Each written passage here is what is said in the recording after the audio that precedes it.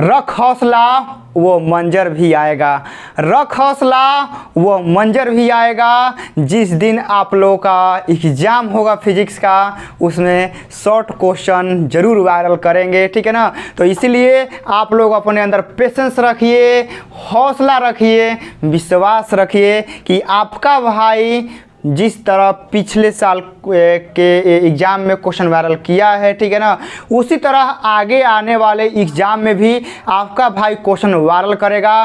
बस हौसला मत हारिए, ठीक है ना, निराश होकर मत बैठिए। आपका भाई जब तक महफिल में है आग लगा कर रहेगा, धमाका मचा के रहेगा। बस आप लोग लाइक शेयर एंड सब्सक्राइब करते रहिए और अपने दोस्तों को शेयर करते रहिए। तो टॉपिक का आप लोग नाम देख रहे होंगे, विद्युत स्थितिज ऊर्जा को परिभाषित करें। मतलब कहने का मतलब है ना कि लड़का चाहे लड़की लोग वो कहीं कि इतना ज़्यादा कन्फ्यूज हो जाला सन ना। विद्युत स्थितिज ऊर्जा नाम सुनते ही दिमाग में कन्फ्यूजन, मतलब कि नाम सुनला के बाद दिमाग में परिभाषा आवे के चाहिए, तो ना ऐसा होखबे ना करेला। नाम सुनला के बाद दिमाग में कन्फ्यूजन आवेला कि परिभाषा कैसे लिखाई, याद कैले रही भूल गई नहीं। भाई भूले के कारण का बा ये पहले सोचा जा। भूलने का कारण यह है कि आप लोग इसका रियल मीनिंग नहीं समझे हैं कि ससुरा है होला का, बस किताबी भाषा उठा के आप लोग रट लिए हैं। यही कारण होता है कि आप लोग भूल जाते हैं। लेकिन हम आपको एकदम इसका रियल मीनिंग आपके लाइफ से जुड़ के बताएंगे और आप लोग चाह के भी, ठीक है ना, नहीं भूल पाइएगा। एग्ज़ाम में यह नाम सुनते ही एक और पूरा कहानी, एक और पूरा स्टोरी जो हम अभी बताने वाले हैं वह याद आएगा। समझ गए ना, क्या आएगा? याद आएगा। तो सभा शुरू किया जाए।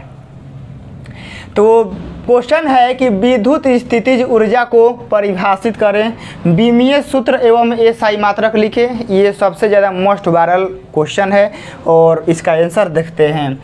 देखिए क्या लिखे हैं कि विद्युत क्षेत्र में किसी दिए गए आवेश को, मतलब देखिए विद्युत स्थिति, देखिए जहाँ है विद्युत आएगा, सबसे पहला चीज़ है जहाँ विद्युत आएगा आपको विद्युत क्षेत्र में ही सारा बात लिखना है। क्लियर हो गया? है जहाँ विद्युत आया, विद्युत ओहिजा सारा कहानी किस में खेला जाएगा? विद्युत क्षेत्र में खेला जाएगा। तो विद्युत स्थितिज ऊर्जा मतलब सारा कहानी कहाँ होगा? विद्युत क्षेत्र में। तो विद्युत क्षेत्र में किसी दिए गए आवेश को अनंत से, ठीक है ना, कहाँ से लाएंगे? अनंत से एक निश्चित बिंदु तक लाने में जितना कार्य करना पड़ता है। अब भाई मान लीजिए कि एगो आवेश अनंत पर है आ ओकरा के हम घसीट के ओकर झोटा पकड़ के विद्युत क्षेत्र में लाइब तो का कार्य, तो हमारा का करे के पड़ी? हमारा कार्य करे के पड़ी, तब ना आई। ऐसे थोड़े अपना मने आ जाएगा, नहीं आएगा ना। यानी कोई आवेश अनंत पर है आ ओकरा के विद्युत क्षेत्र में लाना है तो ओकर धरेंगे बबर ही, हाँ वगैरह कहाँ लाएंगे? विद्युत क्षेत्र में लाएंगे। तो वहाँ से विद्युत क्षेत्र में लाने के लिए क्या करना पड़ेगा? हमको एक कार्य करना पड़ेगा। वही कार्य का तो बात कर रहा है, कार्य करना पड़ता है। तो उस आवेश की उस बिंदु पर विद्युत स्थितिज ऊर्जा कहते हैं। कहने का मतलब यह है मेरे भाई, ठीक है ना। जैसे मान लीजिए कि आपको हम दिखाते हैं, ये डस्टर है मिटकाने वाला बोर्ड पर, ठीक है, ठीक है। ये मान लीजिए कि जो मेरा हाथ है ये पृथ्वी का सतह है, मान लीजिए कुछ देर के लिए। मानने में क्या जाता है? मानने के लिए तो हम तो अपने आप को राष्ट्रपति भी मान सकते हैं। तो मान लीजिए कि जो ये मेरा हाथ है ये ज़मीन का सतह है और इस पर ये डस्टर रखा हुआ है, ठीक है, रखा हुआ है। हम इस डस्टर को यहाँ से उठा के यहाँ लाएंगे तो क्या करना पड़ेगा? कार्य, ठीक है। क्या कार्य करना पड़ेगा? कार्य। तो ये जो कार्य हुआ किसके द्वारा हुआ? मेरे हाथ के द्वारा, कि हम इसको उठा के हम यहाँ ला दिए। तो जो हम यहाँ से उठा कर यहाँ लाए हैं तो हमको क्या कार्य, हम कार्य कर रहे हैं किस पर? इस पर। तो जो हम कार्य करते हैं वही कार्य एकरा में संचित हो जाएगा स्थितिज ऊर्जा के रूप में। समझ गए ना? किस में संचित हो जाएगा? स्थितिज ऊर्जा के रूप में संचित हो जाएगा। यहाँ पर ये मान लीजिए मेरा हाथ जमीन का सतह है, यहाँ से उठा के हम कहाँ ला दिए, तो एकरा में स्थितिज ऊर्जा आ गया। अब इस ऊर्जा का जांच कैसे करेंगे, तो यहाँ से छोड़ेंगे ना तो ससुरा तुरंत आएगा नीचे, ठीक है ना। और इसको ज़्यादा ऊपर उठाएंगे ना तो ये और तेज़ी से आएगा, समझ गए। तो यानी किसी भी वस्तु को जमीन के एकदम ऊर्ध्वाधर सतह में एकदम हई से खड़ा उठाते हैं तो उसमें हमको स्थितिज ऊर्जा, जो हम लोग कार्य करते हैं ना, तो वह कार्य स्थितिज ऊर्जा के रूप में क्या होता है, संचित हो जाता है। यही होता है स्थितिज ऊर्जा, समझ गए। कि जो हम लोग कार्य करते हैं ना वह कार्य उस वस्तु में संचित हो जाता है, और जो हम लोग कार्य करते हैं ना तो यही कार्य ओकरा में संचित हो जाता है ना, तो उसी कार्य को बोलते हैं स्थितिज ऊर्जा, समझ गए। क्या बोलते हैं, स्थितिज ऊर्जा। मतलब एक रूप से दूसरे रूप में चेंज हुआ है वही, बस खाली एक रूप से दूसरे रूप में चेंज हो गया तो उसका नाम हो गया विद्युत स्थितिज ऊर्जा। तो विद्युत स्थितिज ऊर्जा क्या है, किसी आवेश को अनंत से लाने में जो कार्य करना पड़ता है वो कार्य उस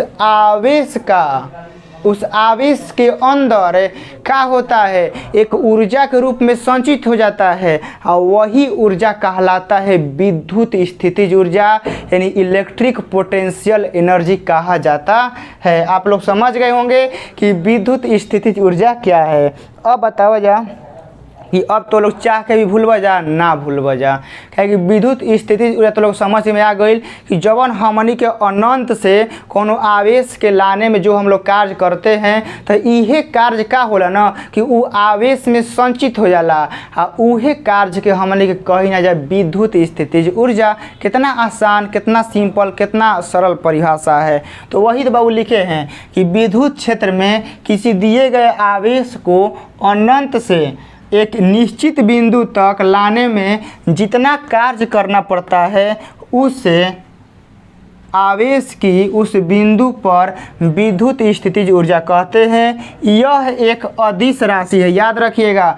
ऊर्जा कौनो होके, चाहे विद्युत स्थितिज ऊर्जा होके, चाहे ऐसे नॉर्मली ऊर्जा होके, चाहे गतिज ऊर्जा होके, चाहे दुनिया में और कितनों प्रकार के ऊर्जा होके, वो सारा क्या होता है, अदिश राशि। दुनिया में कितनों भी प्रकार का ऊर्जा हो उस सब का मात्रक जूले होता है, समझ गए ना। चाहे वो विद्युत स्थितिज ऊर्जा हो, चाहे गतिज ऊर्जा हो, चाहे आप लोगों का कोनो यांत्रिक ऊर्जा हो, कौनो ऊर्जा हो, ठीक है ना। सब ऊर्जा का मात्रक जूल होता है, सब ऊर्जा का मात्रक बीमा एक ही होता है, समझ गए। तो यह एक अदिश राशि है, इसे यू से सूचित करते हैं। पूरा क्लियर हो गया।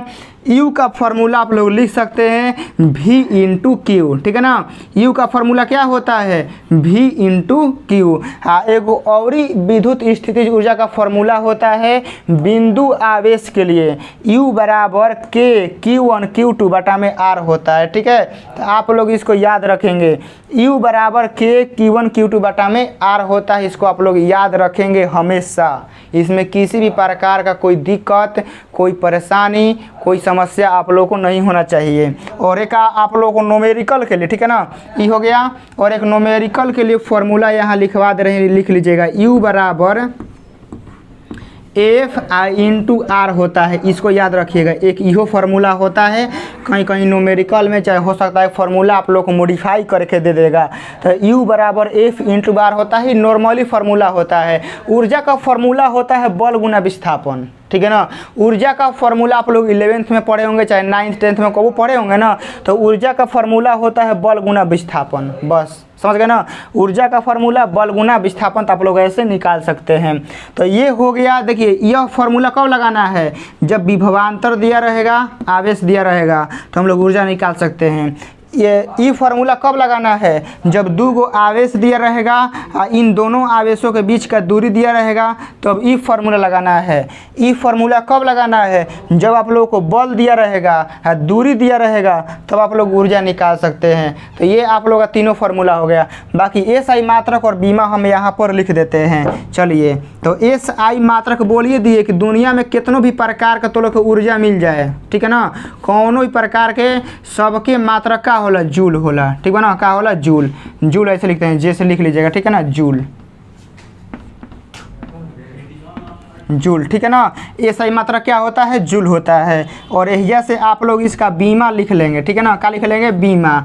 बीमा आप लोग लिख लेंगे, इसका ऊर्जा का कोनो ऊर्जा हो, बीमा एक ही होता है, ml² टी के पावर क्या होता है, -2 होता है। तो ये हम लोग का बीमा होता है, कोनो भी ऊर्जाओं के बीमा हम लोग को यही लिखना है, ml² टी के पावर -2। अब समझिए, ये तो हो गया एसआई मात्रक हो गया, बीमा हो गया। अब नोट करने वाला क्या चीज़ है ना, आप लोग ध्यान से जैसे नोट करेंगे, आप लोग नोट रखेंगे यहाँ से ई वाला, कि हो सकता है कि एग्जाम में पूछ दे कि विद्युत स्थितिज ऊर्जा क्या हो सकता है। तो याद रखिएगा, जो विद्युत स्थितिज ऊर्जा है ना, यह आप लोगों का ऋणात्मक भी हो सकता है, ठीक है ना। ऋणात्मक, शून्य और धनात्मक, ये तीनों होता है, समझ गए। ये क्या होता है, तीनों होता है। विद्युत स्थितिज ऊर्जा आप लोग का तीनों होता है, ऋणात्मक भी हो जाएगा, शून्य होता है, धनात्मक होता है। तो एग्जाम में कन्फ्यूज नहीं होना है, पूछ देगा ना कि बताइए कि इनमें से विद्युत स्थितिज ऊर्जा कौन नहीं है, कौन नहीं है। देखिए तीनों होता है, ऋणात्मक भी होता है, शून्य भी होता है, धनात्मक भी होता है, तीनों होता है, याद रखिएगा। ओकरा बाद 2 नंबर में याद रखिएगा कि विद्युत स्थितिज ऊर्जा का सबसे छोटा इकाई जो होता है ना, सबसे छोटा मानक, सबसे छोटा स्टैंडर्ड रूप, वह इलेक्ट्रॉन वोल्ट होता है। समझ गए ना, क्या होता है, इलेक्ट्रॉन वोल्ट। तो 1 इलेक्ट्रॉन वोल्ट, याद रखिएगा, पूछता है कभी कभी कि इलेक्ट्रॉन वोल्ट किसका मात्रक है, जूल का। अब देखिए लिख नहीं सकते हैं आप लोग, देख रहे हैं कि बोर्ड पे स्पेस कम है, तो जो बोल रहे हैं ना वो लिखने का कोशिश करिए। लिख लीजिए कि इलेक्ट्रॉन वोल्ट का मात्रा क्या होता है, जूल होता है। हाँ, 1 इलेक्ट्रॉन वोल्ट में 1.6 गुना 10 के पावर -19 जूल होता है। एक के CGS में लिखिएगा ना वर्ग में, तो एक में से 7 को कम कर दीजिएगा, ठीक है ना, तो 12 हो जाएगा, ठीक है ना। तो 1.6 गुना 10 के पावर -12 वर्ग हो जाएगा, ठीक है ना। तो याद रखिएगा, वर्ग में 10 के पावर -12 होता है, जूल में क्या होता है, 10 के पावर -19 होता है।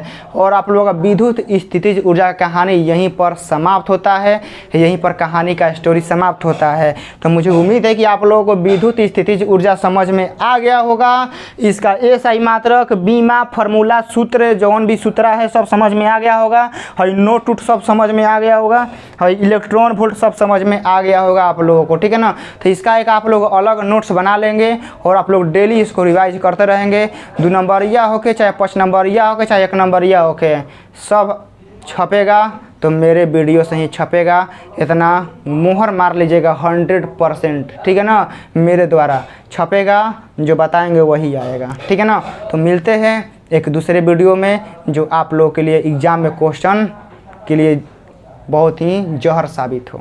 जय हिंद।